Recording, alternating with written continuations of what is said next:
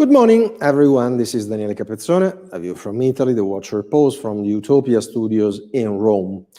Last year, at the beginning of the COVID pandemic, it was unclear whether pharma companies would be able to produce vaccines, to produce effective vaccines, in time for the emergency. Well, they did it. It was a scientific triumph. It was a success story. In a way, it was a sort of miracle. We have been offered in a very short time multiple vaccines. And multiple vaccines means multiple opportunities, but also on the other hand, multiple risks. As it happens in every vaccination campaign, there are risks connected to adverse reaction and potentially serious, severe, extreme, even lethal adverse reaction. 10 days ago, as you know, in Italy, there was a lethal event. A girl, Camilla, she was only 18 years old, horribly died after receiving first AstraZeneca jab. This event raised a wave of emotion in the Italian public opinion, and the Health Secretary Roberto Speranza picked the opportunity to ban AstraZeneca for under 60 people, in spite of the fact that according to the European regulator, EMA, AstraZeneca is still considered a reliable vaccine and a vaccine which could be administered, according to EMA, to all population, to all classes of age. Nevertheless, Speranza decided this kind of ban, and he also decided that even under 60 people who had received a first AstraZeneca jab should receive as a second jab a different dose, a different vaccine, Pfizer or Moderna, and this was a coercive, a compulsory decision made by the health secretary.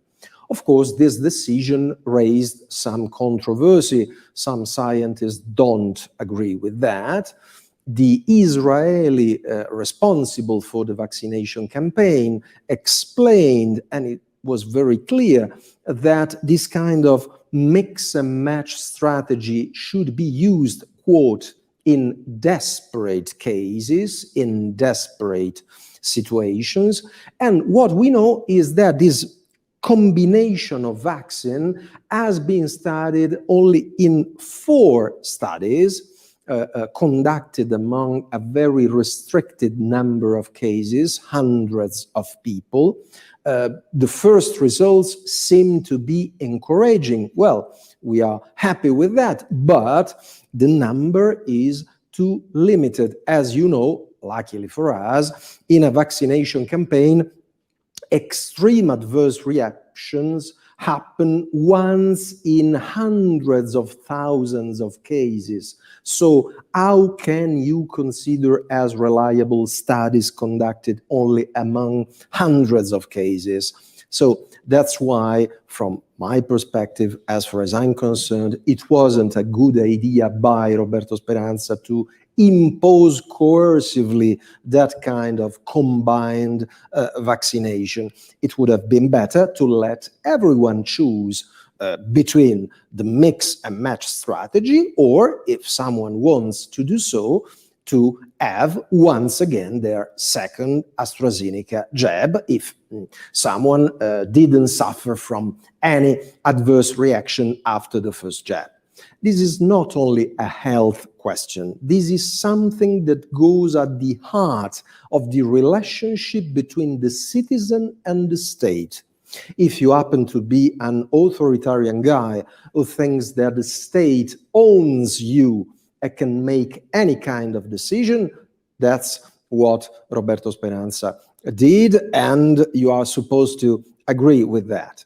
If you happen to be, on the contrary, a classical liberal, if you happen to think that at the center there should be the individual, the person, the patient, it's not a good idea to make any decision regarding our body, regarding our health, without our opinion.